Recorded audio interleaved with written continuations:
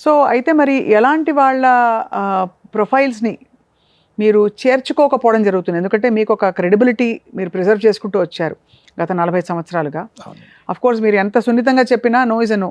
No is a no అండి. అంటే the efficiency of any management says how effectively you say no అండి. You should have that art of saying no.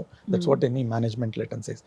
Yes అంతే ప్రతిదానికి మనం yes అంటూ వచ్చిన customers అంతా మనం ఆన్ బోర్డ్ చేసుకుంటూ వెళ్తే రేపు ఆ కస్టమర్ అనే అతని వ్యక్తి ఏదో ఆర్థిక ఇబ్బందుల వల్ల తనకున్న మిగతా కమిట్మెంట్స్ వల్ల మనకు చిట్టి చెల్లించలేకపోతే మనం ఇంటర్న్ మనం డబ్బులు మనం ఇవ్వలేకపోతామండి. కాబట్టి మనం చాలా జాగ్రత్తగా ఆచితూచి అన్ని విషయాలు బేరీజు వేసుకొని ఒక కస్టమర్ని మనం ఆన్బోర్డ్ చేసుకుంటాం. వచ్చిన ప్రతి కస్టమర్ని మనం ఆన్బోర్డ్ చేసుకొని రేపు ఇబ్బంది పడే కంటే మొదట్లోనే చాలా జాగ్రత్తగా ఆ కస్టమర్ని మనం అసెస్ చేసి అసెస్మెంట్ మనం 2 రకాలుగా చేస్తామండి.